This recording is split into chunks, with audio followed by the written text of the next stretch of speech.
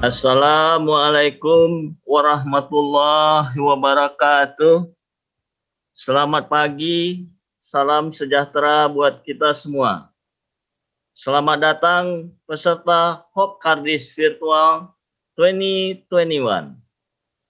Yang saya hormati para guru besar, sejawat konsultan senior, para sejawat hadirin hadirat peserta simposium Hope Kardis Virtual 1991 yang dirahmati Allah Subhanahu wa Ta'ala.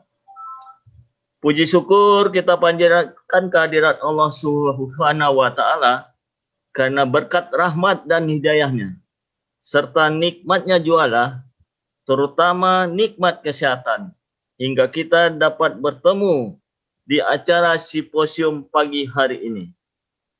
Terima kasih saya ucapkan kepada panitia yang telah memberikan kepercayaan kepada saya sebagai moderator pada session yang membanggakan ini.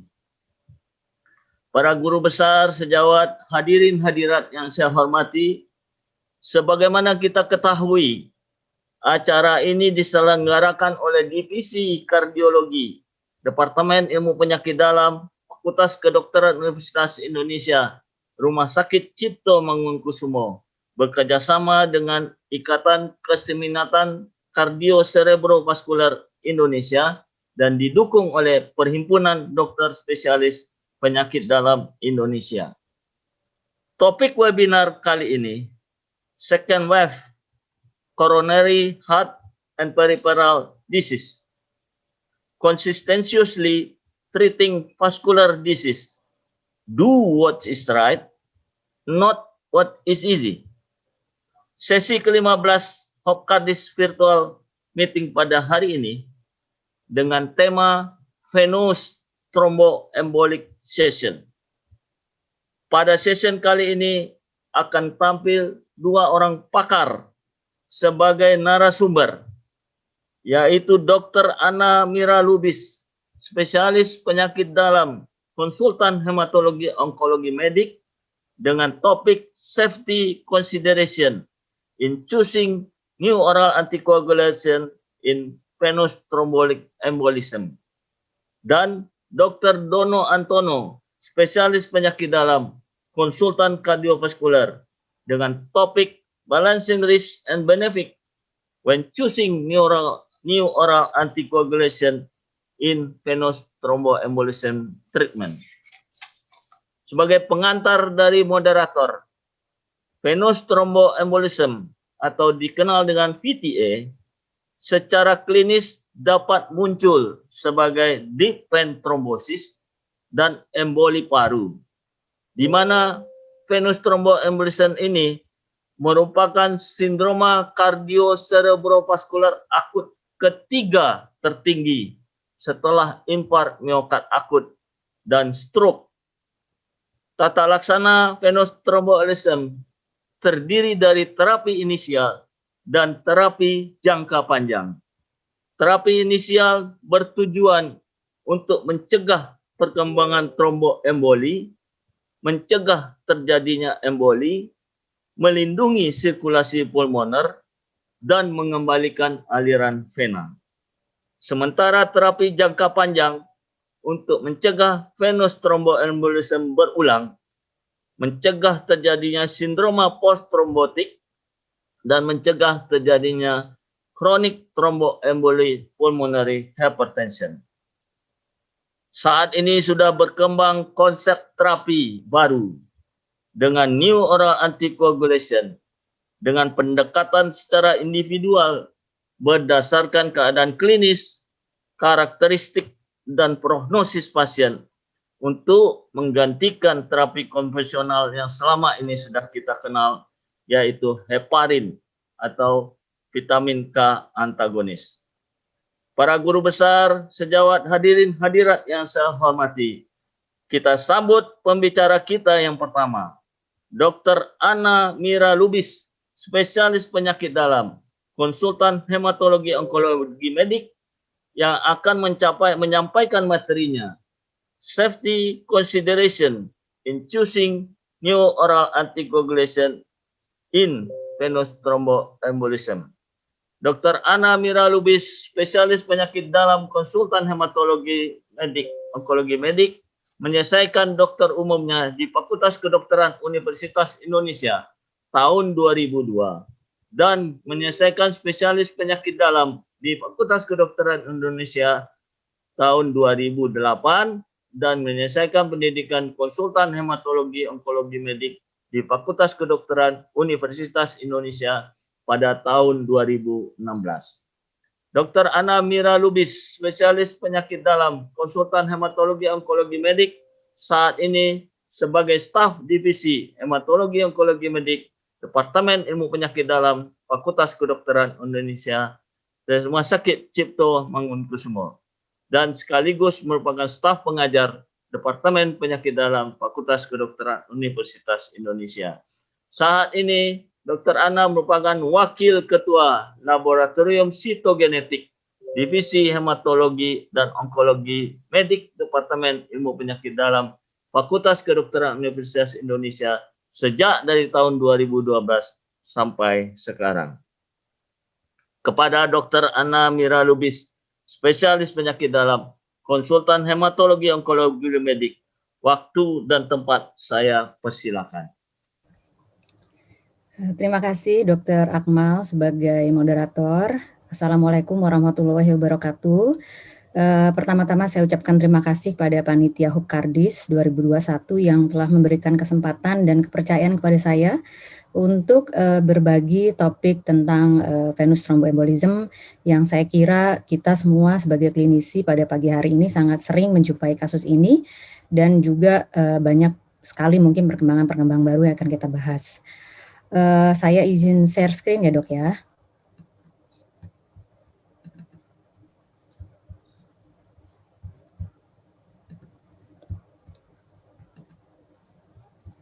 Maaf dok, sudah jelas ya dok? Jelas, Dr. Mira. Nah. Baik, bismillahirrahmanirrahim. Ini topik yang akan saya bawakan pada pagi hari ini. Mungkin nanti akan sedikit tumpang tindih atau bahkan berkesinambungan ya, mungkin dengan topik yang kedua yang akan dibawakan oleh Dr. Dono. Topik yang akan saya bawakan adalah mengenai bagaimana mendapatkan atau memilih NOAC atau DOAC ini secara aman, dilihat dari pertimbangan keamanan dari DOAC ini sendiri sebagai bagian dari tata laksana VTE. Jadi sudah disebutkan oleh Dr. Akmal bahwa DVT dan PI ini merupakan dari yang kita sebut dengan venous thromboembolism yang sangat secara signifikan mempengaruhi morbiditas dan mortalitas bukan hanya di hospital dalam arti pasien rawat inap, tapi juga pasien rawat jalan, di mana saat ini perkembangannya sudah banyak sekali pengobatan yang mengarah sebagai outpatient sehingga tidak hanya menjadi beban pada hospital, tapi juga pada pasien-pasien rawat jalan. Sampai saat ini antikoagulan merupakan terapi utama pada VTE. Di mana tujuannya tadi sudah dijelaskan berdasarkan dengan fasenya, tujuannya adalah untuk mencegah rekurensi trombosis, kemudian mencegah terjadinya emboli dan kematian. NOAC atau sekarang disebut dengan DOAC, Diaral Oral Antikoagulan ini saat ini mengalami perkembangan yang sangat cepat, baik sebagai peranannya sebagai terapi inisial pada tata laksana VTE dikarenakan sifatnya yang sangat cepat onset of action-nya dan dia lebih predictable dan fixed dose dibandingkan dengan warfarin seperti sebagai pengobatan yang terdahulu, dan dibandingkan dengan terapi konvensional yang lama lebih sedikit interaksi terhadap makanan dan obat-obatan. Untuk menyegarkan kembali mengenai antikoagulan, tentu kita harus mengingat mengulas kembali bagaimana proses koagulasi yang normal. Jadi yang normal proses koagulasi atau secondary hemostasis ya, saya bahas tidak lagi dari primer, yaitu melibatkan dua pathway ya, utamanya extrinsic intrinsik. Ya kita tahu kalau extrinsic menuju dengan tissue factor, expose dari tissue factor, sedangkan intrinsik itu melalui aktivasi dari faktor 9. Ujungnya dari ekstrinsik dan intrinsik ini atau disebut dengan common pathway adalah aktivasi dari faktor 10 menjadi 10 aktif, di mana faktor 10 aktif ini nanti akan membantu atau terlibat dalam konversi protombin menjadi trombin, yaitu yang faktor 2A. Nah, DOAC ini yang dua, yang dia mekanismenya ada dua, yaitu direct oral faktor 10 inhibitor, itu yang kita kenal ada 3 jenis ya, yaitu rivaroxaban, apixaban, dan edoxaban. Dan yang satunya lagi adalah direct thrombin inhibitor, baik yang dia parenteral maupun yang oral, yang saat ini kan kita bahas, yaitu dabigatran. Jadi mengapa dia disebut direct? Karena dia langsung menghambat faktor 10 aktif dan trombin, baik dalam bentuk yang soluble, artinya yang circulating, maupun yang faktor 10 aktif atau trombin yang menempel di clot. Jadi itulah bedanya dibandingkan dengan heparin dan turunannya, sehingga dia lebih optimal dalam hal inhibisi atau inhibitor terhadap faktor koagulasi 10A dan 2A atau trombin.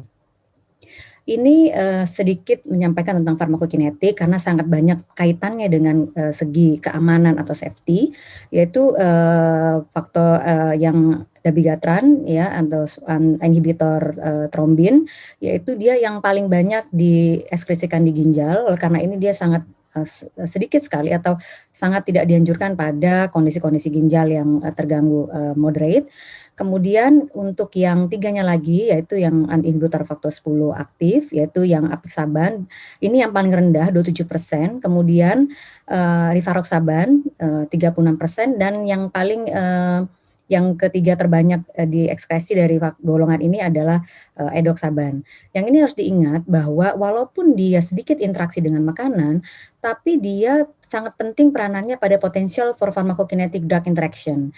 Jadi karena dia beberapa merupakan substrat dari P-glikoprotein, sehingga interaksi dengan obat-obatan yang menginhibisi atau menginduksi, maka akan mempengaruhi konsentrasi maupun clearance, sehingga bisa meningkatkan efek dari antikoagulan sehingga meningkatkan risiko perdarahan, atau malah sebaliknya dia menurunkan konsentrasi sehingga mengurangi efektivitas dari antikoagulan.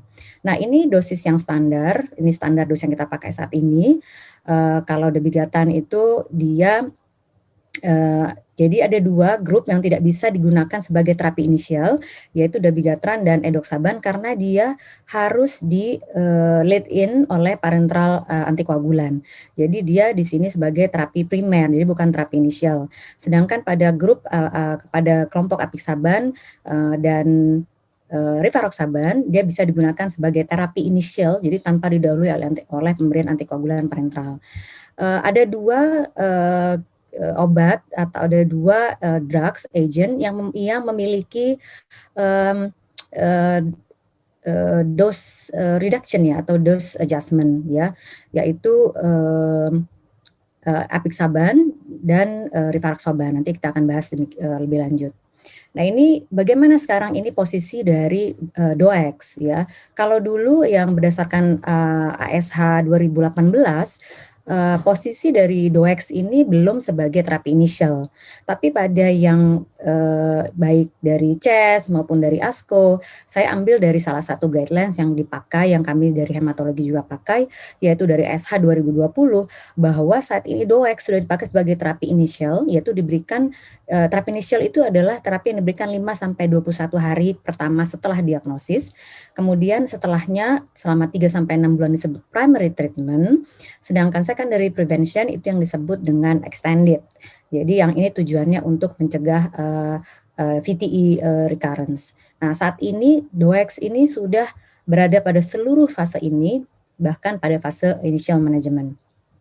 Nah, ini rekomendasi yang saya kutip ya. Jadi pada rekomendasi nomor 3 disebutkan bahwa pada DVT dan PE maka suggest using DOAX over VKA. Jadi DOAX digunakan sebagai initial, namun tidak direkomendasikan pada kasus-kasus dengan renal insufisiensi, kemudian gangguan liver yang berat dan sampai sedang, dan antifosfolipid syndrome. Kemudian pada terapi secondary prevention, DOAX atau lower dose DOAX pun sekarang sudah dipakai, dan ini rekomendasinya yang terakhir bahwa tidak ada satu yang direkomendasikan dari yang lain. Jadi dari seluruh studi nanti kita akan bahas bahwa semuanya menurunkan mortalitas, menurunkan DVT recurrence, menurunkan angka bleeding, antara satu dengan yang lain. Namun nanti ada variabel-variabel di mana satu obat mungkin lebih baik dari segi dilihat dari farmakokinetik dan farmakodinamiknya. Ini strategi pengobatan. Jadi initial, primary, secondary. Kita lihat di sini seluruh DOAX sudah masuk. Untuk initial ada 2 obat yang bisa diberikan sebagai terapi inisial, rivaroxaban selama 3 minggu baru dilanjutkan once daily 20 mg. Kemudian apixaban 2 kali 10 selama 1 minggu, kemudian diteruskan dengan 2 kali 5 mg, bahkan bisa diturunkan pada grup-grup yang high risk bleeding jadi 2 kali 2,5 mg. Atau pada yang grup extended atau secondary prevention. Nah, kita sebagai klinisi tentu sebelum kita memulai treatment, kita harus punya strategi. Apa yang akan kita pilih, agent apa atau obat apa yang akan kita pilih, dan berapa lama durasi yang kita berikan untuk kasus atau pasien yang kita temui ini. Untuk itu kita harus punya, kita harus bisa menilai yang pertama phase treatment-nya, apakah ini initial, primary, secondary. Kemudian kita harus bisa mengakses risk of recurrence dari kasus yang kita temui saat ini. Apakah ini kasus yang high, DVT recurrence, low, atau moderate. Dan tentunya adalah bleeding risk. Jadi bleeding risk ini sangat menentukan tentunya option apa yang kita pakai. Karena antikoagulan atau proses antikoagulasi itu kan tentu 2, benefit and risk atau efficacy and safety. Jadi antara efficacy dan safety-nya dalam hal ini adalah bleeding risk. Ini bisa dilihat di sini bahwa pada yang high risk recurrence, maka kita anjurkan biasanya untuk masuk ke secondary phase atau lebih dari 6 bulan.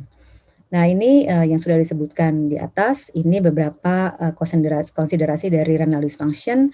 Bisa dilihat di sini ada adjustment tertentu dilihat dari farmakokinetiknya dan farmakodinamiknya, adjustment terhadap renal dan liver dysfunction akan kita bahas selanjutnya.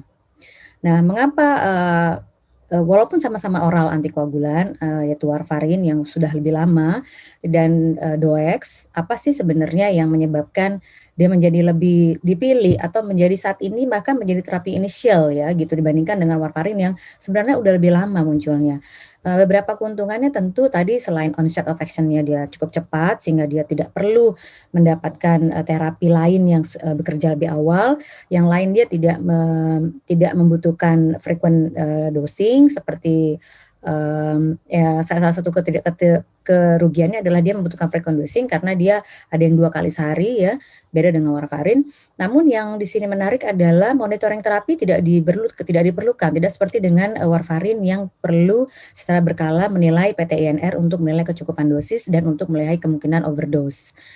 Nah, ini yang salah satu mengapa menjadi lebih nyaman ya, lebih convenience, pasien juga adherence-nya menjadi lebih baik dibandingkan pada penggunaan dengan warfarin. Tapi harus hati-hati di sini adalah reversal agent. Saya kira ini juga menjadi pertimbangan dalam hal safety. Karena pada saat dengan warfarin, reversal agent-nya sebenarnya cukup mudah kita temui ya saat ini. Kita punya vitamin K, kita punya FFP, kita punya protombin kompleks konsentrat, berbeda dengan reversal agent untuk DOAX ya, untuk dabigatran kita nggak punya, kemudian untuk anti 10A inhibitor, untuk PCC kita masih punya, tapi kalau untuk adnexanet alpha kita nggak punya. Jadi memang pada pasien yang high risk bleeding tentu kita harus hati-hati. Kalau kita harus butuh reversal, kita nggak punya. Jadi itu juga salah satu hal yang dipertimbangkan pada saat memilih whether kita menggunakan DOAX atau kita menggunakan oral antikoagulan yang lain. Ini suatu ini yang sistematik meta-analisis ya. Jadi dia ada clinical trial, 6 clinical trial ya. Dia penggunaan dari DOAX untuk terapi VTE. Ya, jadi di sini bisa lihat menggunakan dabigatran, kemudian rivaroxaban, apixaban dan edoxaban. Di sini terlihat dibandingkan dengan warfarin, DOAX associated reduction dari major bleeding. Jadi dia lebih aman gitu ya dibandingkan dengan warfarin dengan risk reduction 0,6.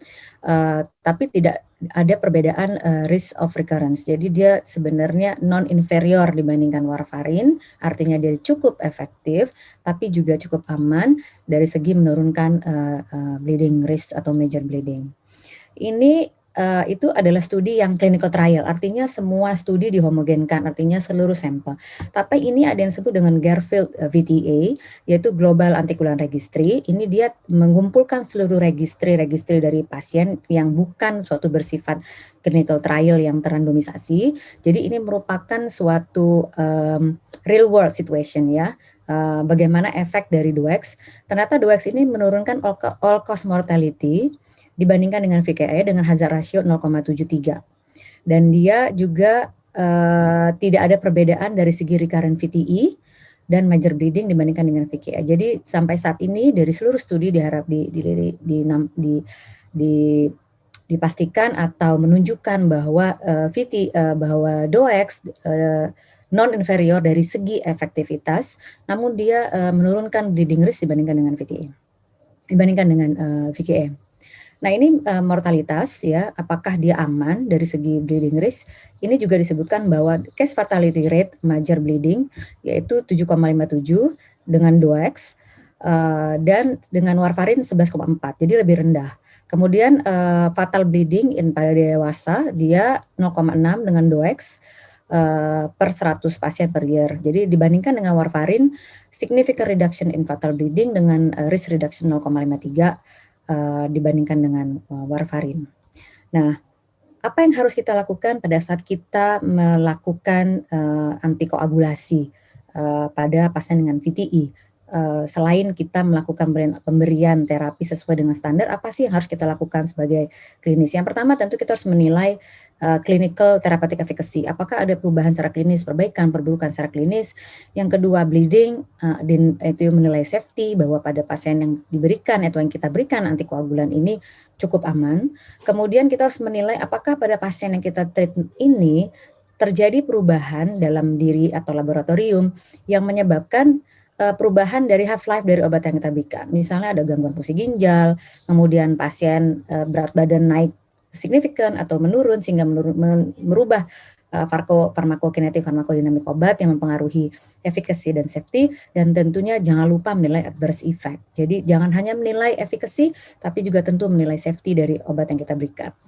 Nah, apa saja yang bisa menyebabkan kita mempunyai pendapat sendiri apakah obat yang kita berikan ini aman. Tadi kan kita sudah lihat dari berbagai evidence bahwa dia sebenarnya aman dari segi menurunkan major bleeding dan dia tidak inferior dibandingkan dengan warfarin.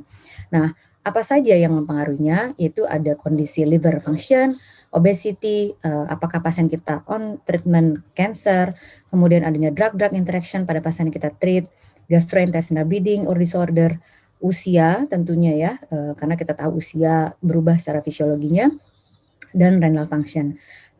Ke-6 parameter ini akan mempengaruhi dari segi farmakokinetik dan farmakodinamik sehingga mempengaruhi efektivitas maupun dari segi safety dari obat yang kita berikan.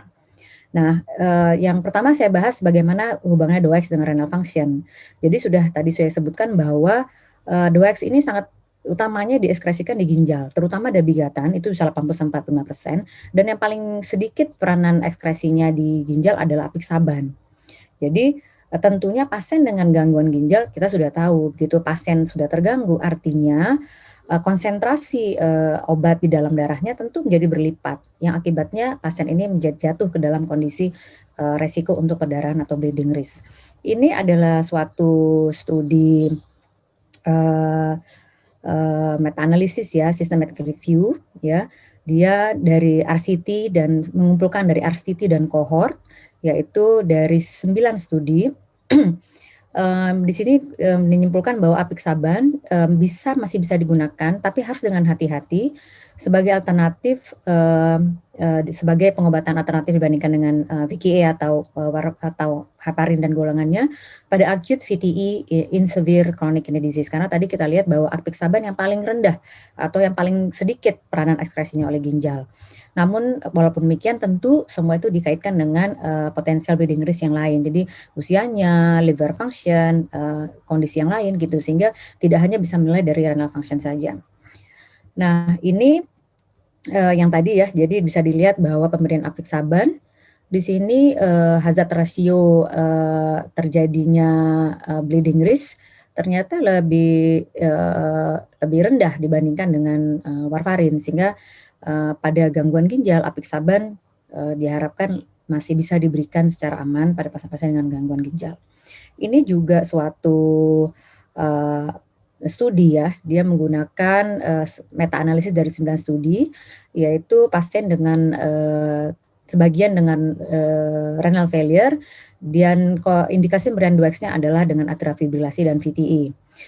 Di sini kita lihat bahwa pada pasien yang semuanya di-compare dengan VGA, di sini dapat dilihat yang paling kita nilai dari segi creatinine clearance 50-80, artinya ini yang mild impairment. Di sini dilihat apixaban dan dabigatran masih aman, tapi pada creatinine clearance yang sudah semakin rendah, yaitu di bawah 50, apixaban yang dinilai masih aman diberikan dari segi bleeding risk.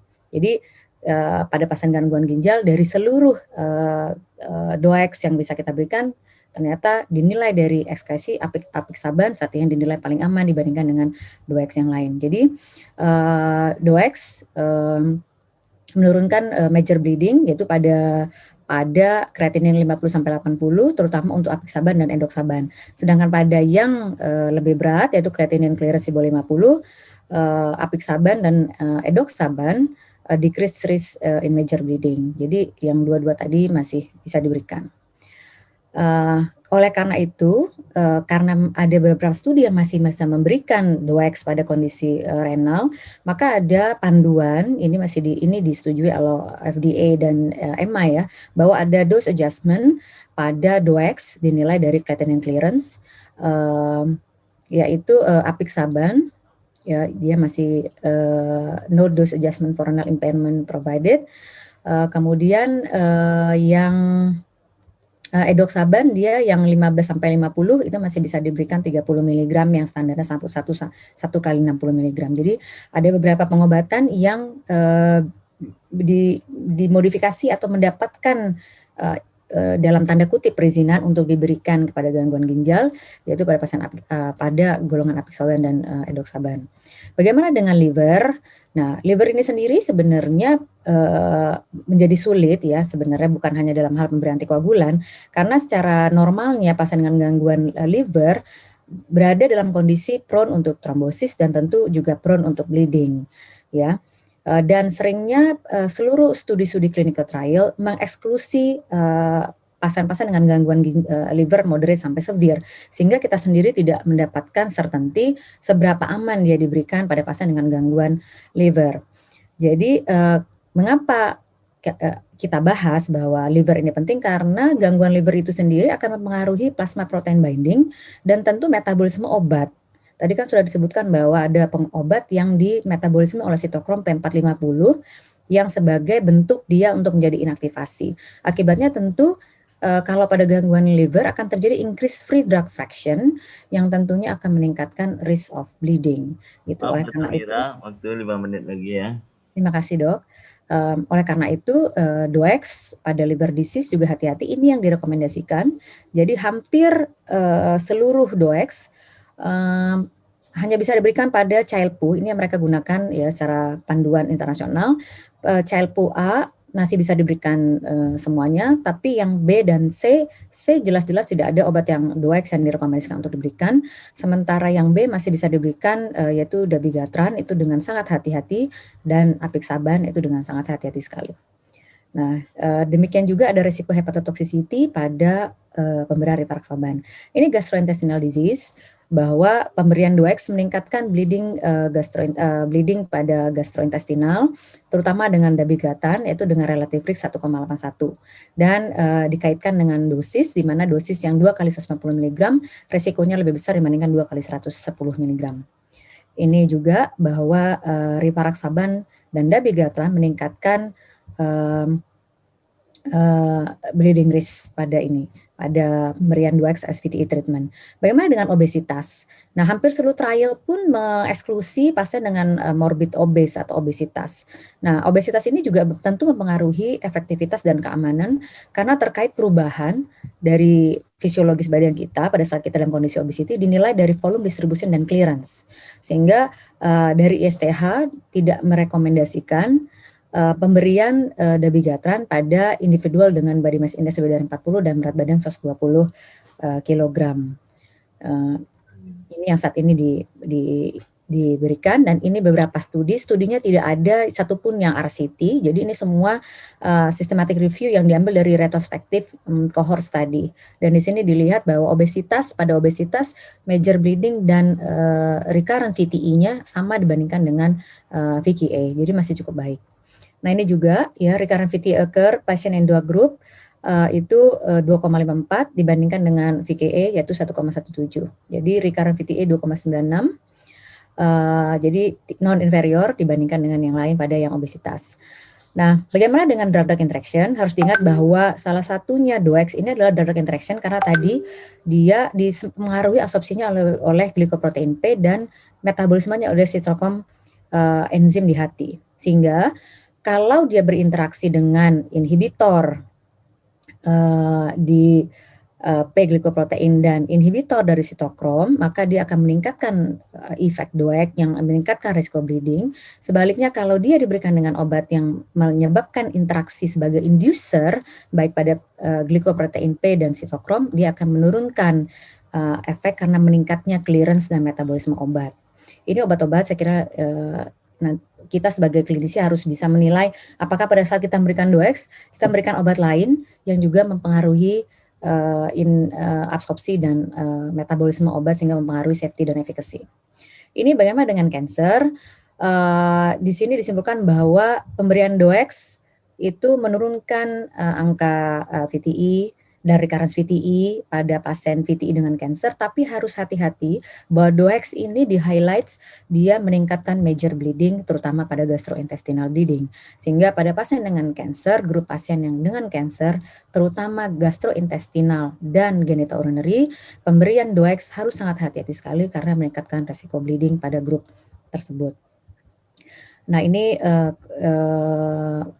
studi meta-analisisnya ya, jadi DOAX increase major bleeding dibandingkan dengan VKA atau LMWH. Ini pada elderly masih aman diberikan, dinilai dari major bleedingnya tidak lebih tinggi dibandingkan dengan warfarin, sehingga pemberian DOAX pada elderly yaitu di atas 65, di sini 75, dan semuanya bersifat retrospektif karena semua di-exclude pada seluruh clinical trial. Dari studi retrospektif cukup aman diberikan dan tidak meningkatkan risk of bleeding. Jadi take home point saya adalah bahwa saat ini DOAX karena sifatnya yang berbeda dengan VKA, saat ini sudah bisa dipilih sebagai terapi inisial, terapi primer maupun terapi long term atau sekunder, dan di antara 4 yang saat ini available di Indonesia tidak ada satu yang superior dibandingkan yang lain karena harus melihat benar-benar dari berbagai segi yang sangat individual. Dari seluruh pasien, decision untuk antikoagulan tentu menilai risk thrombosis and bleeding, dan dalam menilai pilihan tentu kita harus menilai dari segi obat dan tentu dari segi faktor pasien, jadi ginjal, liver, usia, berat, apakah ada komorbid lain seperti cancer yang tentu akan meningkatkan safety dan pengaruh safety. Dan safety dan efficacy harus selalu dimonitor during treatment. Jadi tidak bisa hanya pada saat awal, tapi the full course of treatment kita harus menilai safety dan efficacy. Terutama rekomendasinya monitoring renal, kemudian liver, melakukan dose adjustment kalau perlu, dan tentunya adalah patient preference. Jadi careful consideration, potential drug interaction, bleeding, patient preference, dan availabilitas obat serta cost yang tentunya hal ini yang sangat berbeda dibandingkan dengan warfarin yang cost-nya jauh lebih rendah. Saya kira sekian dari saya ucapkan terima kasih atas perhatiannya. Terima kasih. Assalamualaikum warahmatullahi wabarakatuh. Waalaikumsalam warahmatullahi wabarakatuh.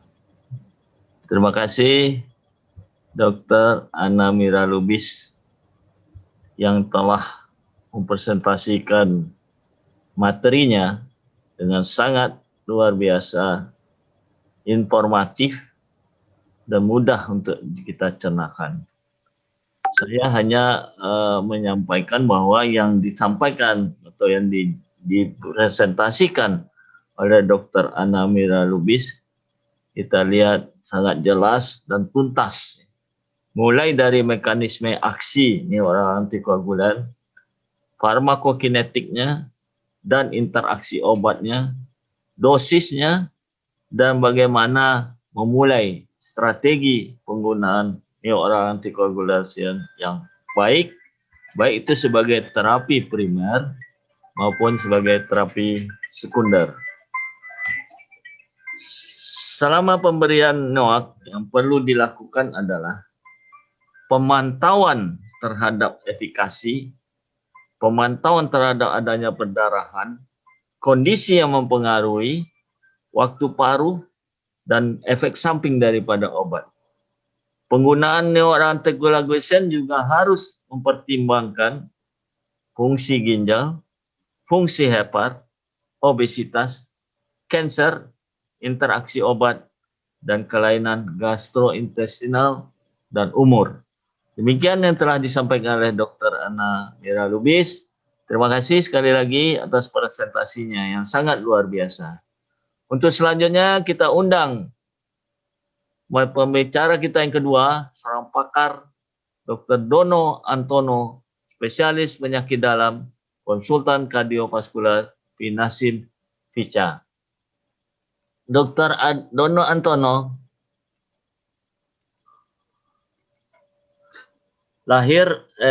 menyelesaikan pendidikannya sebagai dokter umum di Fakultas Kedokteran Universitas Pajajaran pada tahun 1988 dan menyelesaikan pendidikan spesialis ilmu penyakit dalamnya di Fakultas Kedokteran Universitas Indonesia tahun 1999.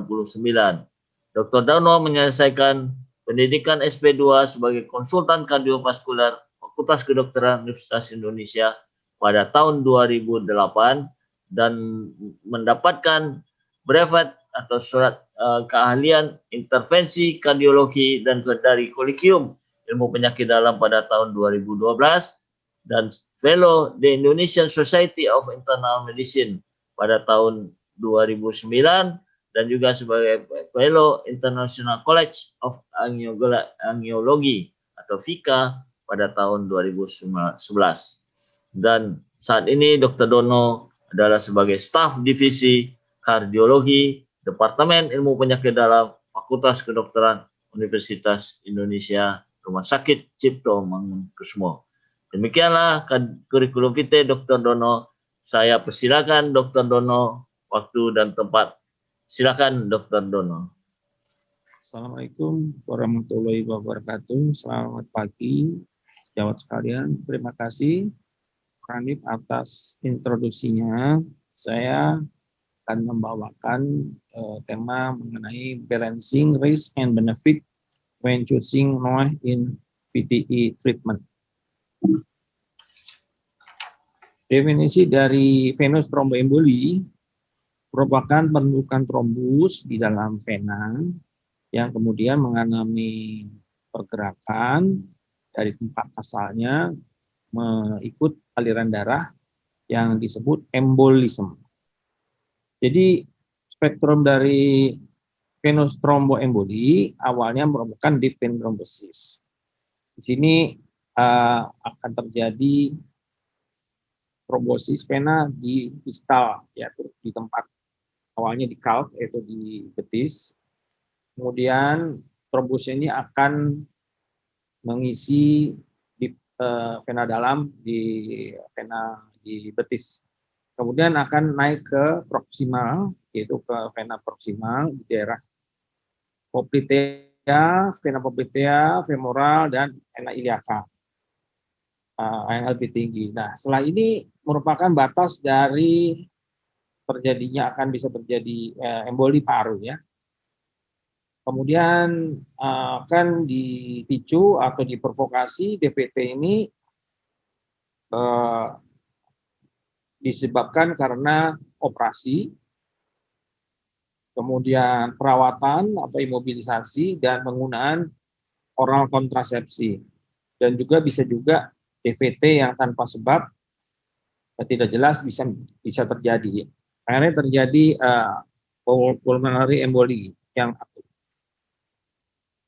Prevalensi dari VT ini data yang banyak itu di Amerika, ini ada dari 11.000 penduduk yang mengalami DVT itu 1 sampai 2 per 1000. Kira-kira 60.000 sampai 100.000 orang Amerika akan meninggal karena DVT atau emboli paru. 10 sampai 30% meninggal dalam 1 bulan pertama diagnosis. Dan 25% mengalami sudden death ya pada gejala awal akibat dari emboli paru. Dan diantaranya adalah mengalami DVT yaitu 33 sampai 50% akan mengalami komplikasi jangka panjang yaitu post traumatic syndrome. Ya, mengalami kebengkak, nyeri, warnanya menjadi gelap, kemudian akan menyebabkan gangguan pada kaki. Sepertiga dari orang yang mengalami DVT atau emboli paru akan mengalami kekambuhan atau rekuren dalam 10 tahun. Kira-kira 5-8% dari populasi Amerika, penduduk Amerika, diantaranya mempunyai faktor risiko genetik yang disebut trombofilia inheriter. Itu merupakan defek genetik yang diketahui bisa meningkatkan risiko trombosis. Ya. Jadi untuk venous thromboemboli di Asia, di Indonesia, ini ada penelitian dari Tambunan dan kawan-kawan meneliti 308 orang Indonesia itu dari ekses Jawa dengan komoditas ya yaitu obesitas dengan DVT insiden DVT 40,3%. Well score ini 3 hari ya, well score 3 hari dengan bed rest durasinya 9 hari. Kemudian di penelitian di Singapura ini Susanto meneliti kejadian emboli paru, DVT dan venous thromboemboli pada kasus-kasus ortopedi, operasi ortopedi dan abdominal ya. Di sini bisa kita lihat berapa persen totalnya di sini dilaporkan. Nah, untuk data dunia di Amerika ini 300.000 kira-kira kematian dihubungkan karena kematian karena tromboemboli ya setiap tahunnya. Di Eropa setiap tahunnya lebih dari 500.000 kira-kira meninggal karena tromboemboli. Dan seluruh dunia 3 juta kematian setiap tahun disebabkan tromboemboli. Jadi insiden tromboemboli ini akan meningkat sejalan dengan peningkatan usia. Jadi ada studi yang berdasarkan populasi based population di sini insiden rate yang berdasarkan usia di sini kita lihat dari usia 60 sampai 80 ya ini akan meningkat DVT sejajar dengan emboli paru ya. Jadi di atas 60 itu akan mulai risikonya makin tinggi. Bagaimana gambaran klinis dari DVT? Sini kita lihat DVT akan terbentuk bekuan darah pada vena dalam di dalam otot, kemudian naik ke bagian atas ya, dan kemudian yang bagian ekstremitas atas ini lebih jarang. Ya, DVT ini gejalanya nyeri kaki, bengkak, kram, merah, hangat pada sisi yang DVT, kemudian udip. Tapi bisa juga asimptomatik ya. Jadi ketahuannya hanya setelah diagnostik tes, misalkan USG Doppler atau tiba-tiba kita tahu D-dimer tinggi, ternyata dicari baru ada ketahuan DVT. Jadi untuk distal dan atau proksimal, DVT bisa terjadi sangat distal, itu below knee, ada vena dalam, proksimal, naik ke atas, ya, dan biasanya mulai dari distal dan akan menyebabkan emboli ya. Sini anatomi dari bawah naik ke atas ya. Kemudian untuk emboli paru di sini merupakan penyebab terbanyak juga untuk kematian di rumah sakit. Jadi 10% pasien meninggal di rumah sakit akibat emboli paru, kemudian juga overall mortality 14%. Kita lihat di grafik ini, eh, RV ya yang hemodinamiknya normal, kemudian size embolinya itu besar, itu kalau besar akan menyebabkan shock, akhirnya cardiac arrest dan sudden death. Jadi beratnya emboli ini akan menyebabkan bagaimana status kardiopulmoner. Akan makin besar emboli, kondisi jantung atau kematian akan timbul. Dan juga untuk biaya perawatan DVT, kemudian terjadi recurrent ini baik yang emboli paru maupun recurrent emboli paru memakan biaya yang cukup besar. Dan di Eropa menyebabkan kematian yang banyak ya, di antara penyakit-penyakit lain. Di sini kita bisa lihat dari sampai 500.000 lebih.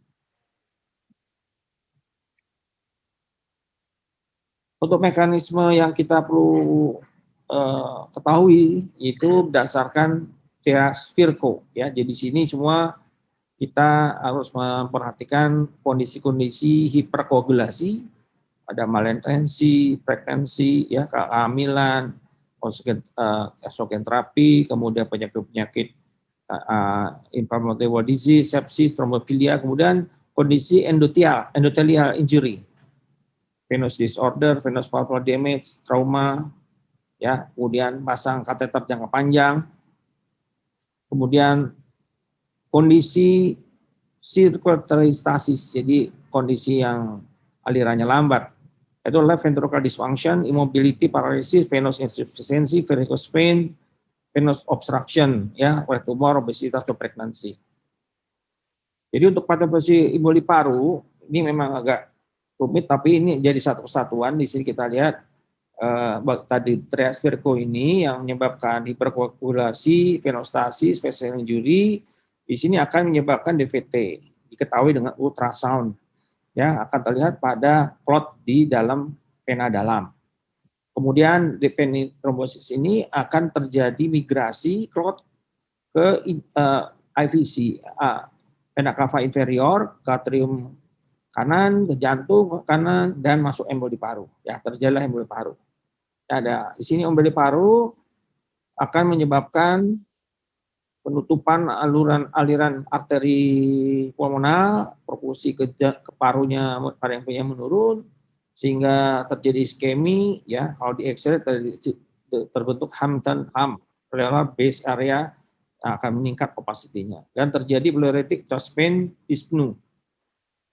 Nah, di sini terjadi gangguan airflow, ventilasi yang berganggu, ya. Akhirnya di sini terjadi perfusinya jelek, ya. Akhirnya terjadi tachypnea, kemudian di aliran RV itu akan terjadi peregangan RV sehingga terjadi peningkatan RV size, ya, kemudian peningkatan laktat, hipotensi, kedekatan troponin, ya, dan seterusnya, dan juga ditandai dengan echo RV-nya size-nya meningkat, RV pasien turun, ECG ada perubahan, SQ3T, ya, pattern, ya, kemudian BNP-nya meningkat, nyeri dada, takikardi, ya. Jadi itulah perangkaiannya untuk terjadinya tromboemboli akibat dari DVT, akhirnya terjadi naik ke migrasi ke paru, ya. Ini yang tadi, ya, ada gambaran scintigraphy yang daerah yang pemadatan, ya, awalnya bengkak, kemudian di proksimal, yang proksimal naik ke paru, dan ini hasil kalau yang menyumbat di arteri pulmonal dan di operasi, ya, hasilnya seperti ini. Jadi untuk klasifikasi emboli paru di sini dari European Society of Cardiology ini merupakan level kematian yang pertama dalam 30 hari. Dan untuk yang high risk itu lebih dari 15%, mortality risk, intermediate risk 3,15%, low risk itu di bawah 1%. Jadi penggolongannya ini tergantung dari risiko kematian. dan ditandai dengan shock atau hipotensi, kemudian ada disfungsi ventrikel kanan, kemudian pada untuk pulmonary emboli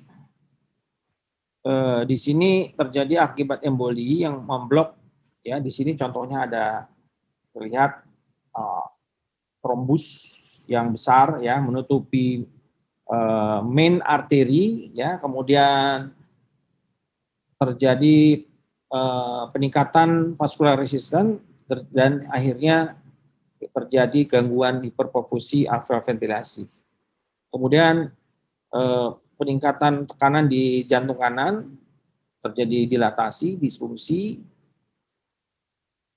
dan iskemi dari right ventricular wall. Gejala-gejalanya rasa sesak napas, nyeri dada, takipnu, ya, takikardi, cemas, hemoptysis, fever, ya. Itu kira-kira gejalanya. Kemudian ini gejala lain yang biasanya timbul setelah DVT yaitu post-traumatic syndrome. Biasanya terjadi sepertiganya pada pasien 5 tahun setelah diabetic DVT. Ditandai dengan nyeri, ödem, hiperpigmentasi, eksem, ya seperti ini, eksema, varicose, collateral vein, venous ulceration, ya ini warnanya berubah, ya hiperpigmentasi, ini venous collateral vein, ya seperti ini. Kemudian yang berat akan terjadi nyeri pada kaki dan ulkus, ya. Nah ini butuh perawatan yang teratur. Faktor risiko untuk venous thromboemboli di sini risk faktornya berdasarkan predisposisi, yaitu riwayat VTE, adanya gagal jantung, ya terutama pada low EF, kemudian umur yang sudah lanjut, varikus, obesitas, imobilisasi dan sebagainya.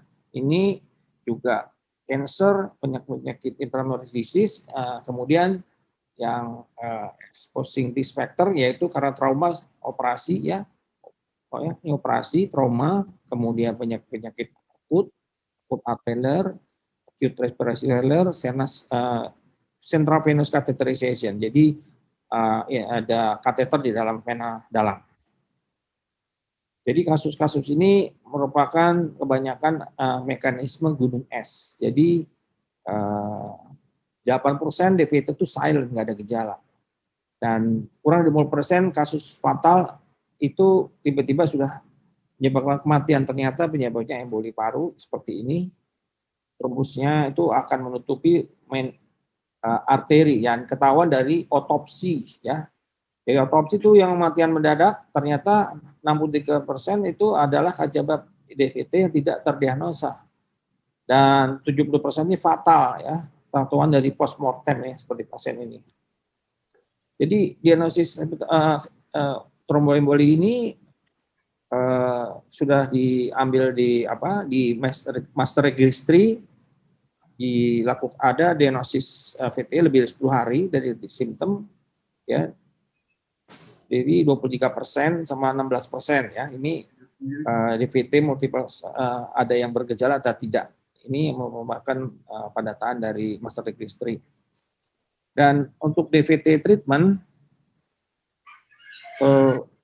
initial treatment adalah kita harus mencegah pertambahan trombus, mencegah terjadi tromboemboli, kemudian mencegah awal dan lanjut rekurensi dari venous thromboemboli. Kemudian untuk mencegah atau meminimalisir terjadinya post traumatic syndrome. Kemudian untuk jangka panjang terapinya harus secara komplit menerapi akut episode dari VTE, kemudian mencegah terjadinya episode baru VTE.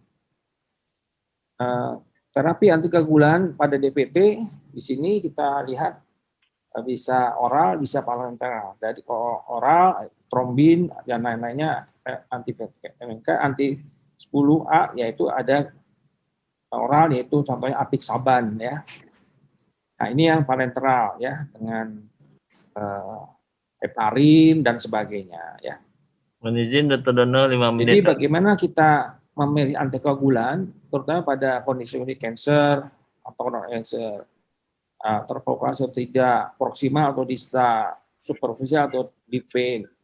Jadi upper atau lower extremity. Jadi kita akan memilih apa antikoagulannya. Nah, untuk deep vein thrombosis menurut European Society of Cardiology, di sini initial treatment, long term sampai extended treatment, apixaban merupakan pilihan 10 mg 2 kali sehari selama 7 hari atau 5 mg 2 kali sehari, dilanjutkan 2 kali 5 mg selama 6 bulan di sini ya.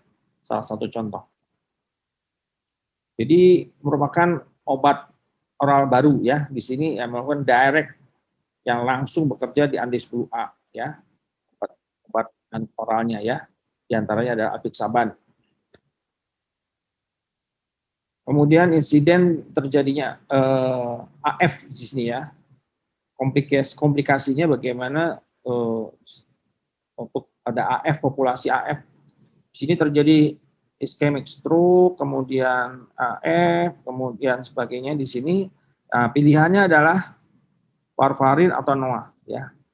Jadi sesuai dengan perkembangan zaman yang terbaru, makin lama pilihan untuk semua obat-obat ini dan akhirnya akan menurunkan semua risiko komplikasi dari semua penyakit ini.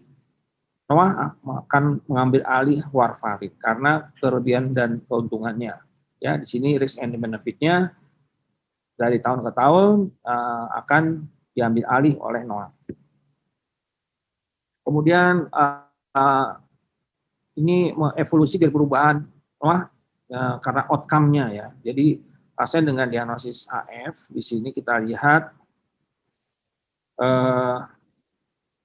untuk apixaban yang merah terakhir, kemudian yang kuning warfarin ya. Jadi yang kuning ini warfarin makin sedikit. Nah, lama-lama obat-obat yang ini akan mengambil alih ya. Jadi awalnya adalah era warfarin. Nah, lama-lama di sini fungsi dari NOAH akan lebih baik ya. Ya, berikutnya ini adalah guideline 2020 ESC mengenai diagnosis manajemen AF ya dengan hubungannya dengan kolaborasi dengan cardiothoracic surgery. Jadi meta-analisis obat NOAH ini usia lanjut terhadap major bleeding ya, pasien major bleeding. Kita lihat di sini perbandingan antara NOAH dengan PKA vitamin K antagonis, NOAH lebih sedikit untuk terjadinya major bleeding. Ini pada studi Aristotle ya, di atas 80 ini juga bisa bekerja mencegah pendarahan lebih baik. Kemudian ini masih studi Aristotle, kita lihat apixaban lebih unggul dibandingkan dengan warfarin dalam hal penyebab stroke, kematian, perdarahan stroke, major bleeding, intrakranial bleeding, dan subdural bleeding ya. Jadi lebih sedikit kejadiannya. Dan di sini apixaban ditemukan sebagai obat yang aman, dapat mengurangi perdarahan secara umum, kemudian intrakranial dan gastrointestinal bleeding dibandingkan warfarin. Ya, dari sini perbandingannya tetap apixaban lebih baik dibandingkan warfarin ya. Itu di Aristopan ya. Di tahun 2020 ini masih megang lebih baik dibandingkan warfarin. Kemudian ini guideline yang kita lihat di sini yang 1A untuk prevensi stroke ya, NOAH lebih direkomendasikan dibandingkan dengan yang anti vitamin K ya.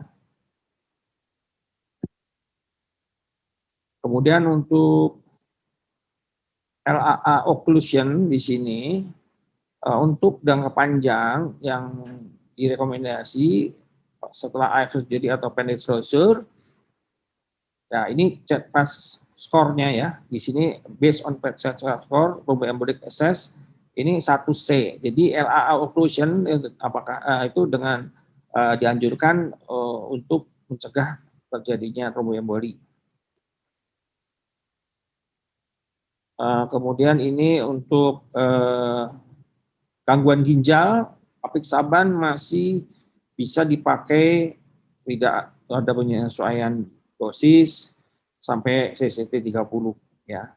Nah, sampai batasnya 15. Setelah itu tidak boleh digunakan karena sudah termasuk gagal ginjal yang lanjut. Nah, ini dari International Cardiology melaporkan terjadi yang ada gangguan ginjal. Di sini kita lihat apixaban masih baik ya untuk efek samping terhadap dibandingkan dengan warfarin ya pada penggunaan pasien HF. Ini juga dilaporkan studi apixaban pada Aristotle, publikasi dengan Dr. Chan, apixaban mempunyai hazard ratio 0,73 ya dibandingkan dengan yang lain, lebih baik ya. Kemudian apixaban versus warfarin pada pasien DM di sini mencegah stroke atau systemic emboli ya pada yang apixaban diabetes, yang tidak pakai diabetes, nggak ada diabetes lebih unggul dibandingkan dengan warfarin.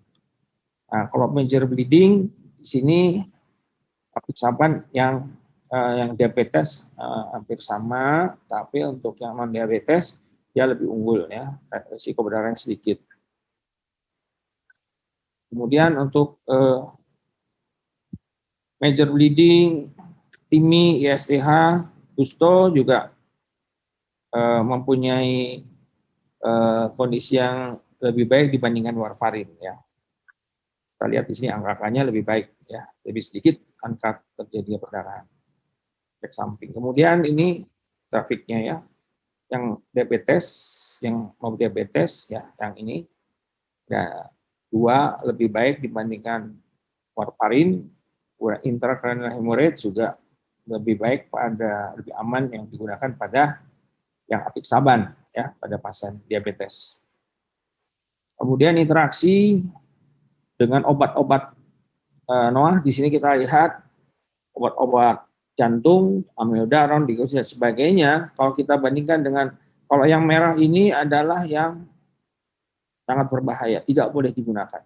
Nah, pada apixaban di sini tidak ada yang kuning cuma 1, tapi tidak ada data, masih bisa digunakan, hampir aman digunakan dengan semua obat ya dibandingkan dengan obat lain. Nah, untuk apixaban dengan polifarmasi dari data Aristotle di sini yang menyebabkan mencegah stroke atau systemic emboli, apixaban lebih sedikit risikonya. Kemudian major bleeding lebih sedikit pada apixaban, kemudian penyebab kematian yang menggunakan apixaban juga lebih sedikit ya pada multifarmasi. Jadi interaksi di antara obat-obat lebih sedikit, jadi lebih aman, tidak menyebabkan risiko perdarahan. Kemudian ini juga dalam 30 hari Aristotle, askesa lebih baik daripada warfarin. Nah, ini untuk yang kardioversi pada pasien yang sudah minum NOAH dalam lebih dari 3 minggu, di-assess, kalau sudah dinyatakan memenuhi syarat, langsung di kardioversi.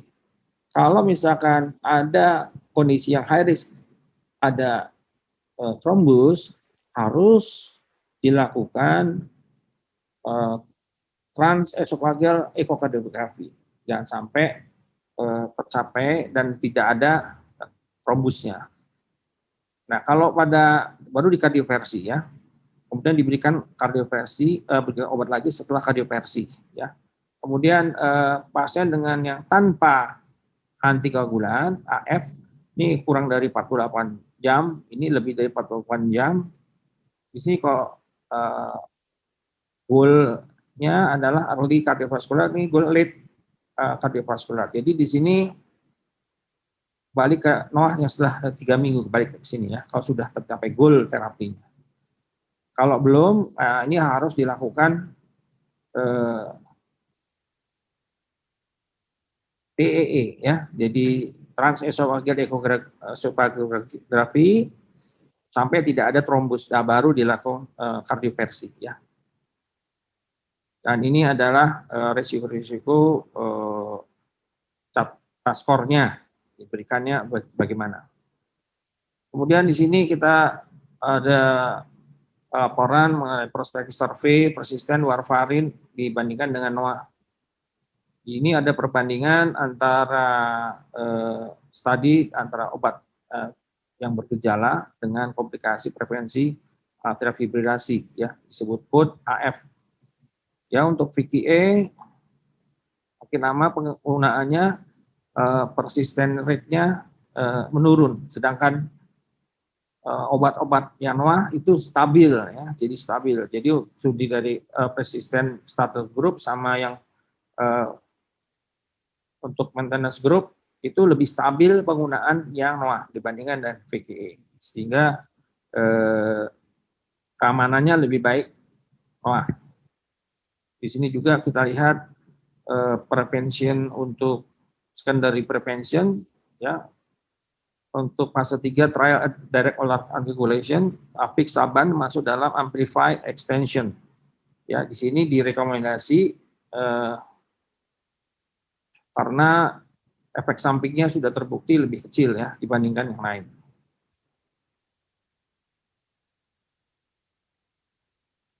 Kesimpulan dari segi kondisi prevensi stroke ini pada AF merupakan yang paling penting diperhatikan. Kemudian guideline harus fokus pada kondisi low risk patient yang memerlukan anti trombotik terapi ya. Jadi berdasarkan step ini yang efektif terhadap prevensi stroke itu adalah NOAH ya, akan menyebabkan pasien ini cukup terlindung ya dengan yang terutama ada faktor risiko lebih dari 1 ya, stroke. Kemudian pada pasien-pasien Asia, pasien dengan AF yang sudah dengan menggunakan warfarin ternyata banyak terjadi stroke dan perdarahan. Jadi NOAH ternyata lebih baik dan aman ya, terutama pada perdarahan intrakranial, Jadi untuk petunjuk dari guideline mengenai perbandingan obat, NOAH lebih dipilih dibandingkan dengan VKE. Apixaban sudah established, efektif, dan mempunyai profil yang aman dan mempunyai gambaran lebih superior dari warfarin untuk kasus-kasus stroke dan perdarahan. Penggunaan NOAH tidak meningkatkan risiko pendarahan gastrointestinal dibandingkan warfarin. Kemudian efeknya lebih konsisten pada pasien high risk, yaitu pada kondisi usia lanjut, pada pasien stroke atau TIA atau dengan risiko high CHD-DS fast score-nya lebih tinggi, itu akan lebih aman. Kemudian juga masih aman digunakan pada pasien renal insufficiency. Baik, terima kasih. Wassalamualaikum warahmatullahi wabarakatuh. Assalamualaikum warahmatullahi wabarakatuh. Waalaikumsalam warahmatullahi wabarakatuh.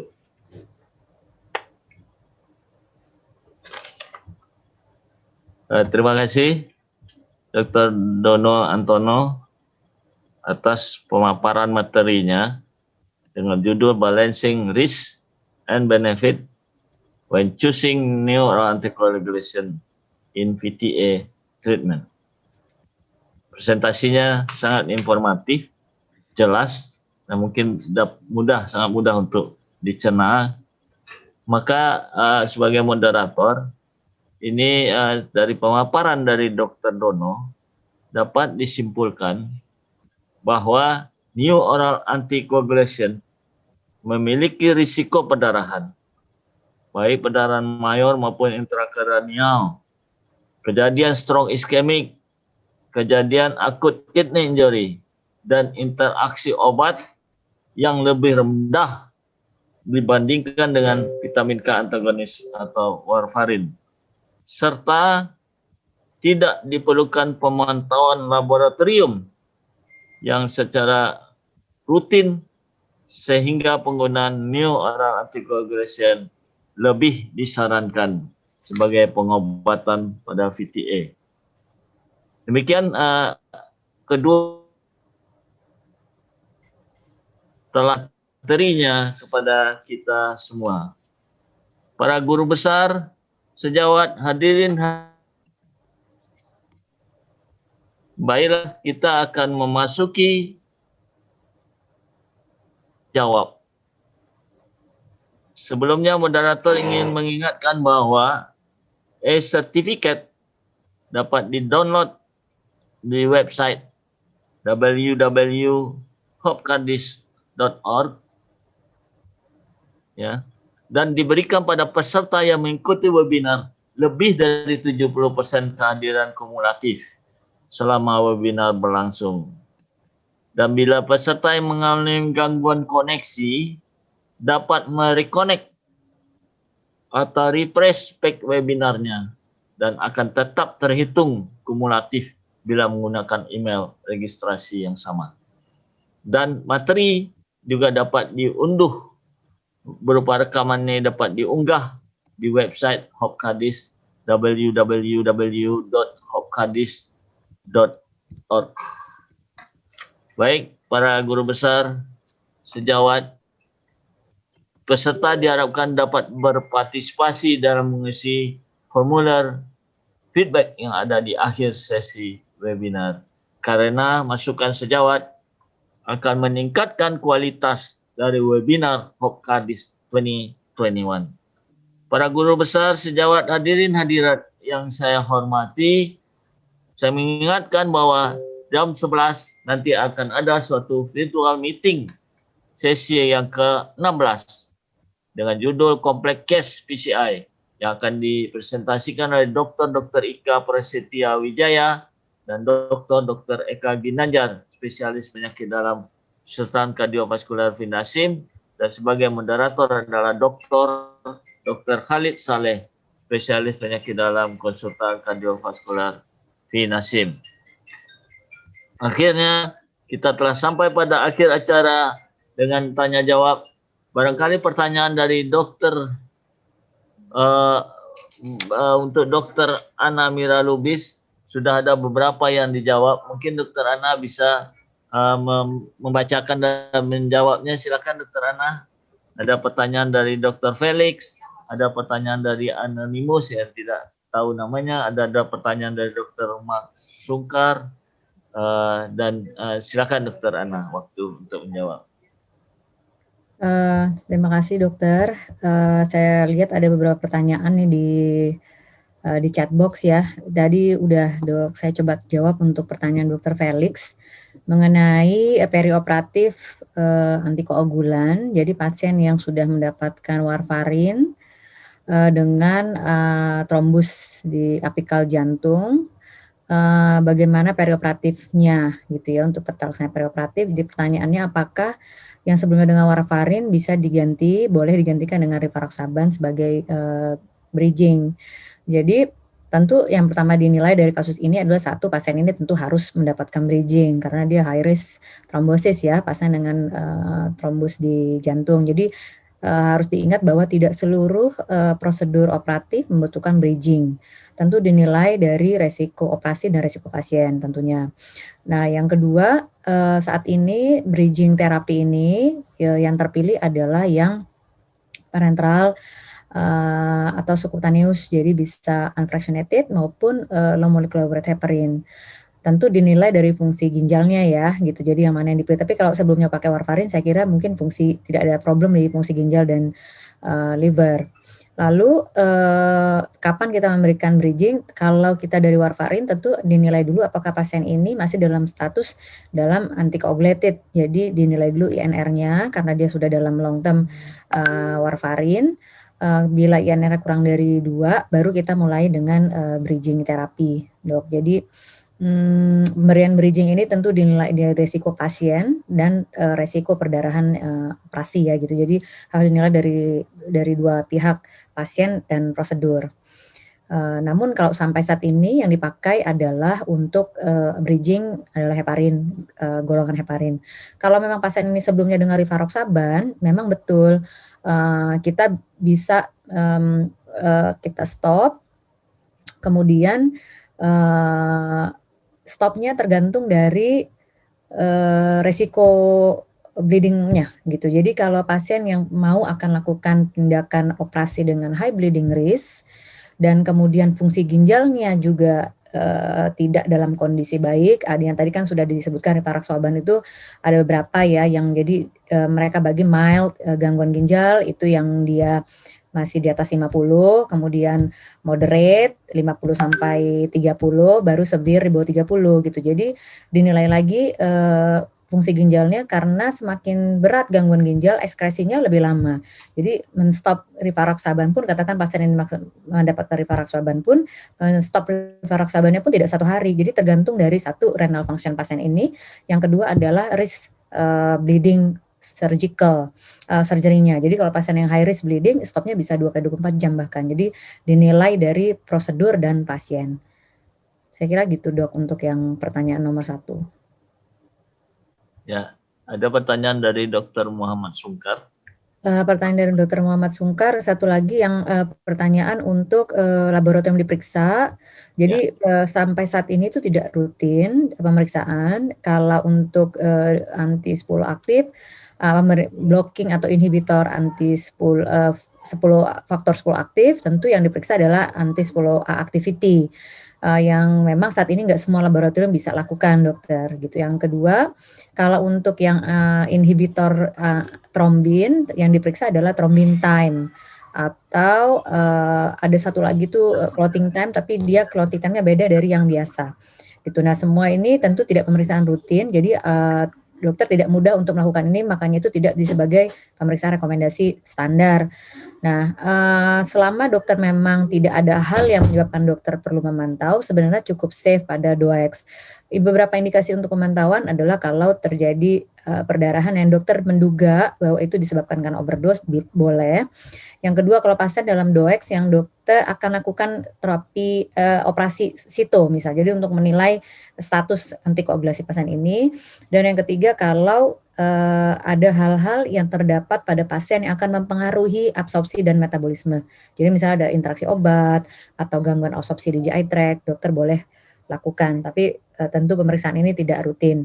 Nah kalau dia terjadi overdose yang bisa diterjumpai juga yang sederhana ya PT dan APTT-nya ikut memanjang karena dia ikut mempengaruhi intrinsic dan extrinsic pathway yang di atasnya. Jadi PT APTT bisa ikut panjang kalau udah overdose. Silakan pertanyaan dari Dr. Muhammad Sungkar, menderita elderly dengan cancer. Pasien dengan elderly cancer dengan non obes, fungsi ginjal dan hati baik. Baik, pilihan doanya apakah perlu pilihan doa? Pilihan doa dan apakah perlu penyesuaian dosis? Kalau elderly dengan cancer, sebenarnya gini, tidak seluruh pasien cancer dokter harus lakukan profilaksis sekali lagi. Jadi pasien kanker yang ambulatori yang dia tidak dalam kondisi lain yang meningkatkan resiko tromboemboli, lalu dia tidak ada komorbid yang meningkatkan resiko tromboemboli dan pasien itu hanya mendapatkan katakan terapi sistemik kemo, tidak rutin harus mendapatkan antikoagulan profilaksis.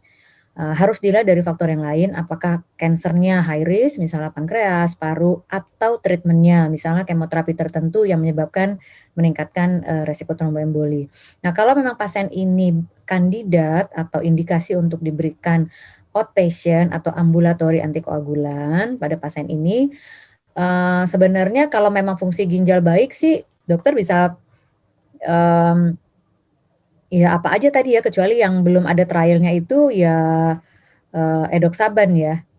Jadi bisa pakai apixaban bisa pakai rivaroxaban bisa, dokter bisa pakai dabigatran bisa gitu ya. Tergantung dari yang tadi yang saya paparkan, ada nggak komorbid gastrointestinal, kemudian yang lain yang menyebabkan akan berubah dan interaksi-interaksi obat yang dia pakai yang lain. Jadi Ya. jangan lupa dok, banyak ada obat lain yang akan mempengaruhi pilihan dokter juga. Ya. Mungkin ini pertanyaan yang untuk Dokter Ana juga terkait dengan pandemi COVID yang saat ini. Ya. Banyak pasien COVID dengan mild case, dengan mobilitas baik, ya.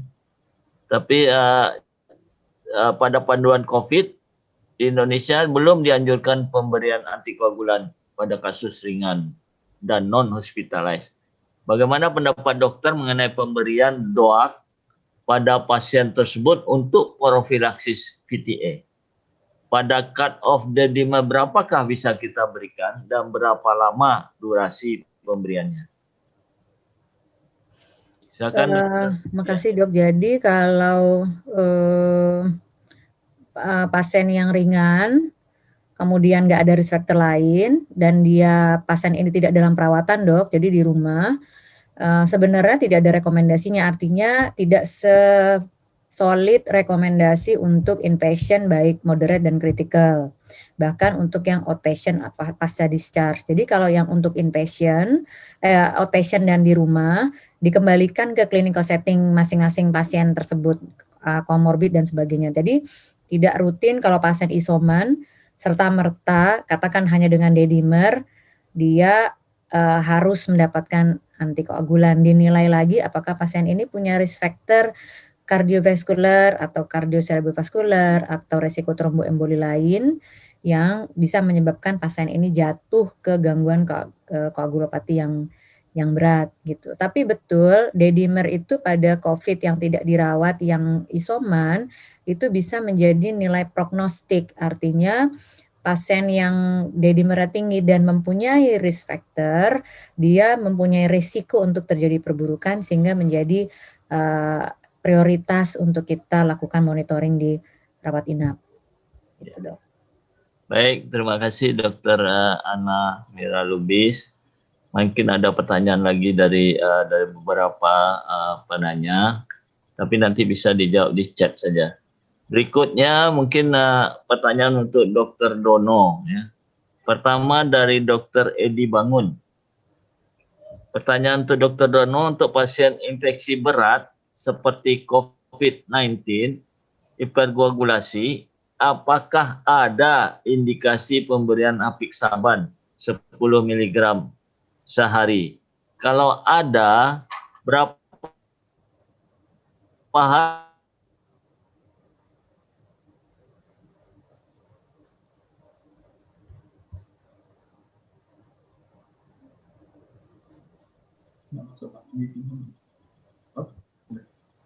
Dr. Dono?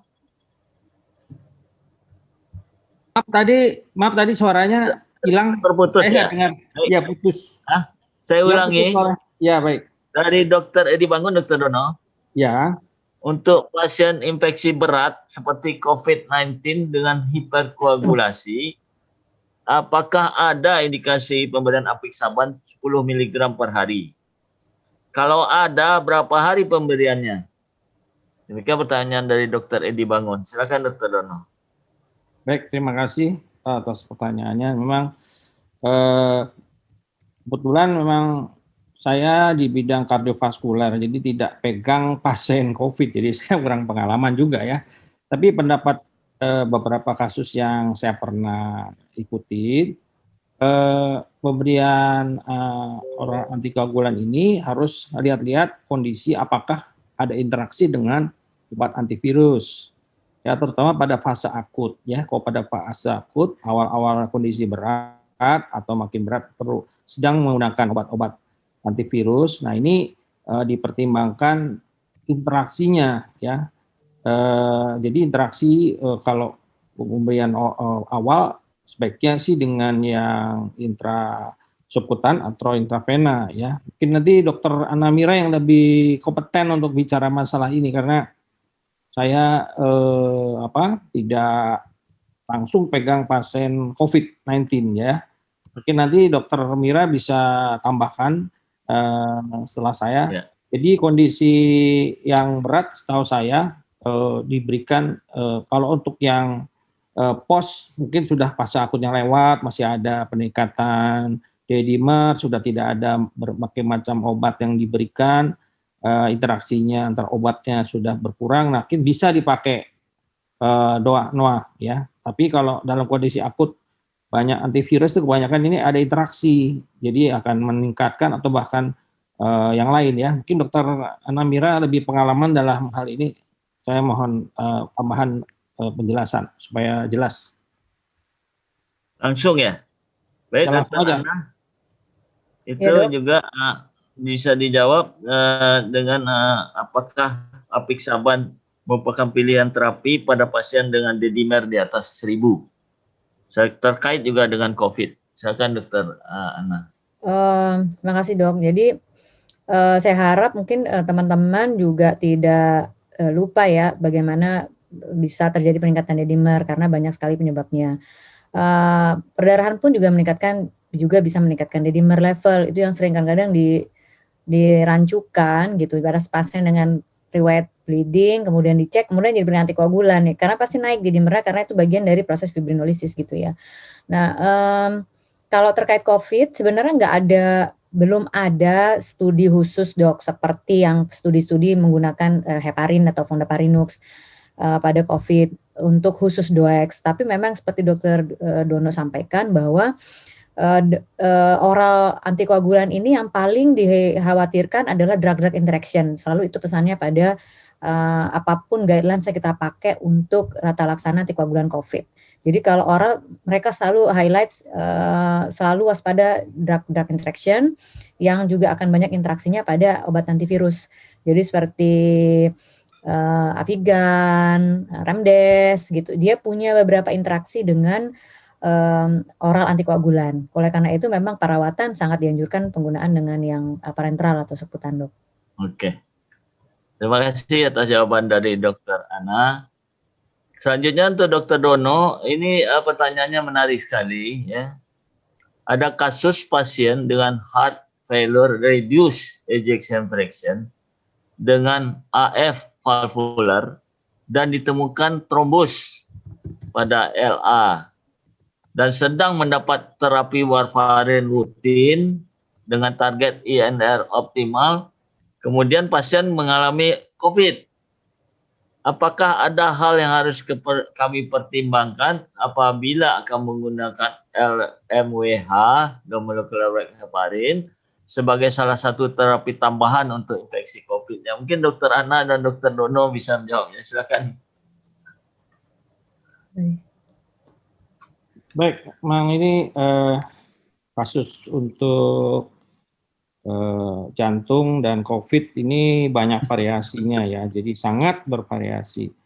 Seringkali kita dapatkan kasus, tidak hanya itu, tiba-tiba kasus ini ada estelevasi, ada shock, tiba-tiba aritmia, yang kita sangka ini stem dicek positif, swab antigennya. Wah, ini berarti ini miokarditis nih, bukan? Calonnya itu. Nah, ini juga kasus-kasus baru, penyakit baru, semuanya serba baru ya. Jadi kalau untuk kembali lagi ini, kalau pasien dengan adanya trombus sudah tercapai INR-nya baik, kondisinya stabil, tiba-tiba kena COVID. Nah, kondisi warfarin ini juga kita pertimbangkan, harus lihat satu persatu pasien ini mendapat obat apa saja. Nah, kita harus perhatikan interaksi lagi, drug-drug interaksi, misalkan obat antivirus ya, terutama favipiravir atau remdesivir ya. Kemudian yang paling utama itu apakah ada interaksi akan terjadi peningkatan warfarin ya, efek warfarin. Nah, kita harus pantau.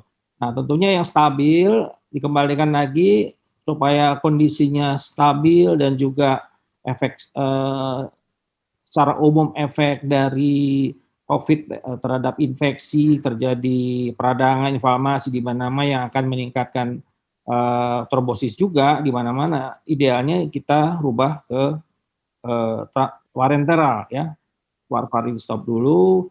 Apalagi nanti kalau mau ada tindakan-tindakan, pasien ini perlu diintubasi, perlu vena sentral, apa dan sebagainya. Kalau dengan warfarin NR tinggi, itu menyetopnya agak sulit.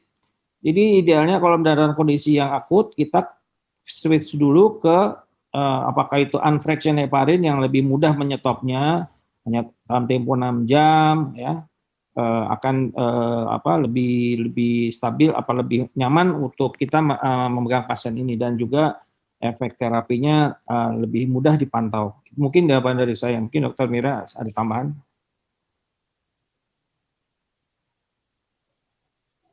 Maaf dok, tadi yang pertanyaannya kalau pasien sudah dalam antikoagulan ya dok ya? Iya, Ya. dan warfarin ya. Ya. Ada trombus di LA trombus, kemudian dalam COVID. warfarin ya. Kemudian dia terkena Karena COVID.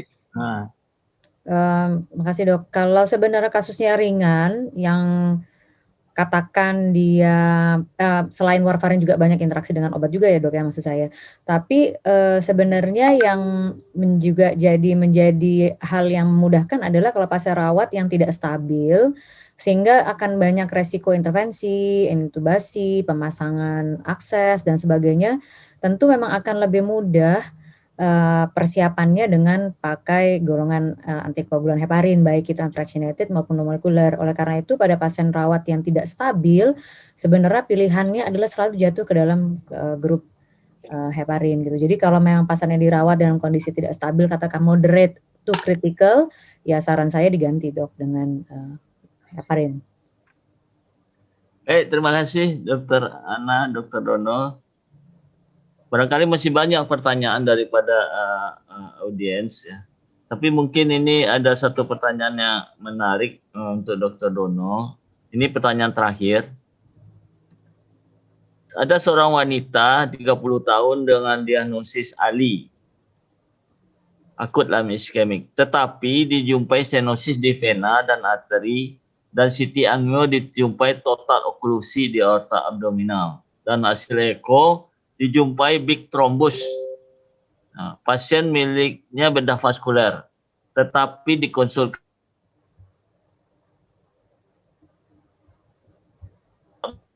dengan itu gimana? Kira-kira regimen yang paling tepat yang kita berikan apa? Terima kasih sebelumnya. Dr. Dono bisa jawab dengan singkat, padat. maaf dok, tadi ada yang putus. Ada yang putus. Putus tadi nggak kedengaran ya. Jadi Ali atau Ali. Lang Udem? Halo, Ali apa halo?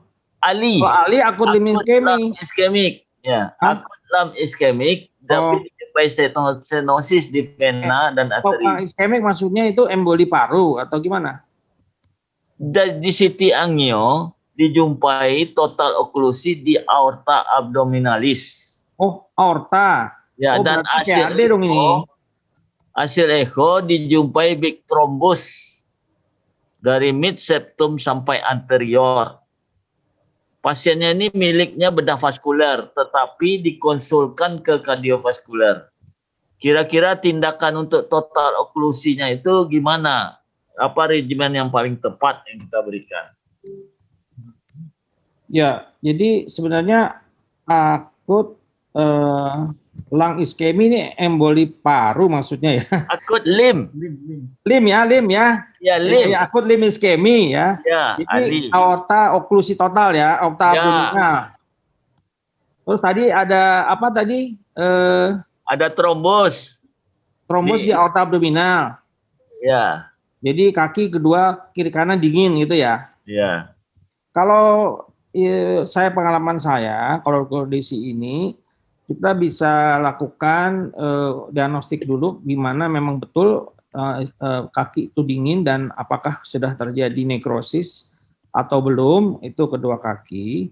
Nah, kalau memang ini trombusnya masih baru, masih fresh trombus, kita bisa lakukan kalau saya sih akan lakukan segera dilakukan endovaskular, bisa trombektomi atau dengan transkateter, diikuti dengan trombolitik ya. Jadi biasanya saya lakukan dari brachial ya, kita diagnostik misalkan ada oklusinya di bawah renal, kemudian kita tembus dengan kateter, biasanya saya pakai guiding MP atau GR yang 7 Fren, aspirasi itu trombus. Nah, kelihatan ada flow, bagus, ditinggalkan kateter situ dengan trombolitik streptokinase, diberikan bolus 250.000 unit, dilanjutkan 50.000 unit per jam sampai habis. Itu biasanya ada satu periode pemberian trombolitik setelah aspirasi, ada flow yang lambat, yang penting sudah ada aliran, diberikan trombolitik itu akan bersih ya. Apalagi masih muda 30 tahun, kita tidak takut cerebral bleeding. Jadi kalau saya lanjut, memang kita selama tidak ada kontraindikasi ya untuk memberikan trombolitik, itu lebih efektif ya. Ya kalau dokter bedah sebenarnya bisa lakukan trombektomi dengan balon Forgati. Ya itu tergantung pengalaman masing-masing. Saya lakukan itu berapa kali berhasil tanpa dioperasi, dengan endovaskular saja, dirawat di ruang intensif, kemudian dievaluasi, kateternya kan mau dicabut, kita arteriografi aja langsung kelihatan alirannya, dilanjutkan heparin, udah itu sudah bisa menolong yang menurut saya. Terima kasih dengan orang antikoagulan gitu. Terima kasih Dr. Dono. Para hadirin, mohon maaf kalau masih ada pertanyaan dari audiens yang tidak bisa dijawab secara langsung karena waktu kita yang membatasi. Maka kita sampailah kita kepada akhir acara ini. Para guru besar, sejawat, hadirin hadirat yang saya hormati, kita telah sampai pada akhir acara kita hari ini. Ucapan terima kasih kita sampaikan kepada dua orang pemateri kita pada hari ini, yaitu Dr. Anna Mira Lubis, spesialis penyakit dalam, konsultan hematologi onkologi medik, dan Dr. Dono Antono, spesialis penyakit dalam, konsultan kardiovaskular, Finasin Fisca, yang telah memberikan update ilmunya pada sesi pagi ini. Juga terima kasih kepada mitra farmasi kita, PT Pfizer Indonesia. Dan secara khusus, saya mengucapkan terima kasih kepada peserta webinar yang sudah menyimak dan setia mengikuti sesi ini sejak dari awal sampai kepada acara penutupan siang hari ini. Semoga ilmu yang didapat bermanfaat dan dapat diaplikasikan sejawat sekalian. Mari kita beri aplaus kepada kedua pembicara. Juga. Akhirnya sebagai moderator, saya mohon maaf bila dalam memimpin sesi ini terdapat kesalahan dan kejanggalan yang tidak disengaja atau tidak pada tempatnya. Salah janggal saya mohon dimaafkan. Dan saya akhiri dengan wassalamualaikum warahmatullahi wabarakatuh. Waalaikumsalam. Saya kembalikan kepada. Terima kasih, Dok. Terima kasih.